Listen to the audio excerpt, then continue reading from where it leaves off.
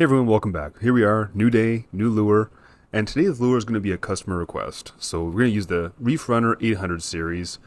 I really like this lure because of its profile. What we're doing today is we're going to try and paint an earthworm, and this very, I guess, basic kind of shape without a lot of detail is going to lend itself perfectly for what we need. So what I've done so far is basically just took the lure out of the package, took the hooks off, gave it a quick little sand and washed it down with some airbrush cleaner, did a base coat of white, and now we're just going to use some spiderwire braid. This is going to be used for what I think is the most essential part of the earthworm. It's going to be that center band. I don't know what it's called. I think it's used for reproduction or something. It doesn't matter. But basically all we're doing is just nice tight wraps, just one layer right next to the other. Gets a little tricky around the hook eye, but any kind of gaps are going to get filled in with the next step. So we'll just keep it nice and tight.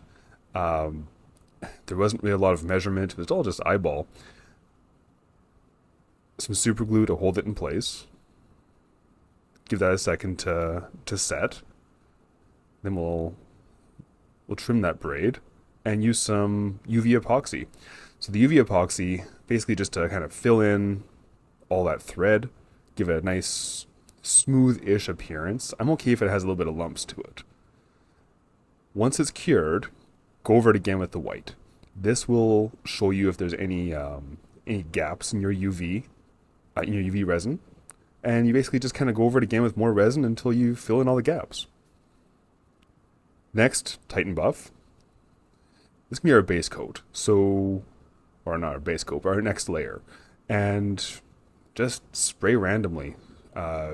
Control your contrast by just like light colors somewhere, heavier colors other places, and yeah, some Meaden champagne, I believe that is.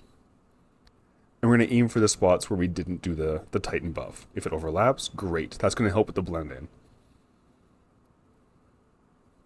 And yeah, again, thicker in some spots than others.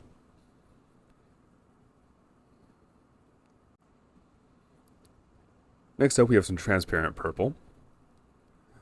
A lot of these colors, I think all these colors from this point on are going to be transparents. When we're trying to blend these colors together, using a transparent is going to be a lot more easy to get the job done than using opaques or other colors like that. They just blend a lot nicer.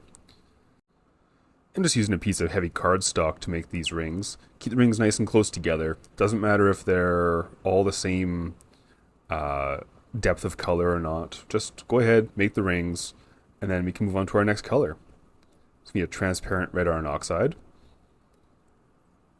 And similar technique as to everything else. Because we're using transparents, the longer you keep the airbrush in one spot, you'll get a darker version of that color. So spread it around, go light in some spots, darker in others, even leave some spots blank. As we kind of stack up our colors, we're going to blend everything together, and it's going to look fantastic.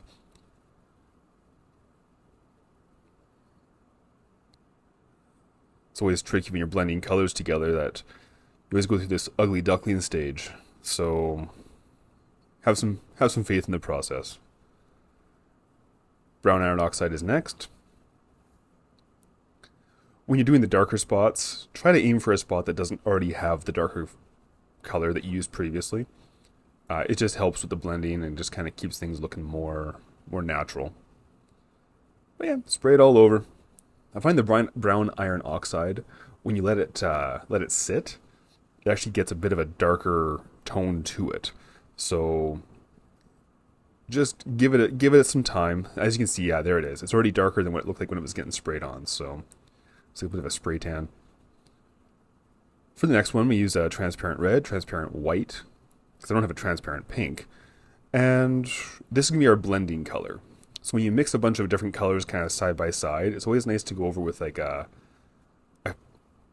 complementary color, and just blends and pulls everything together.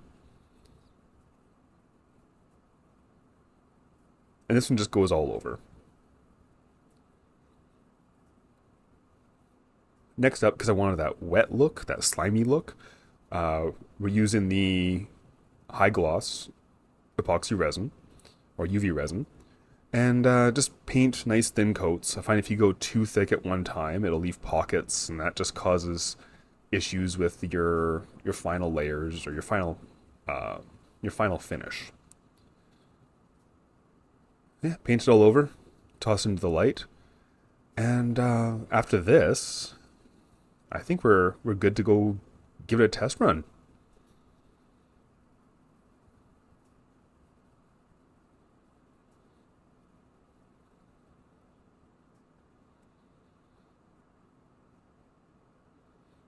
I have since upgraded my light. This one, it did the purpose, but it just took forever.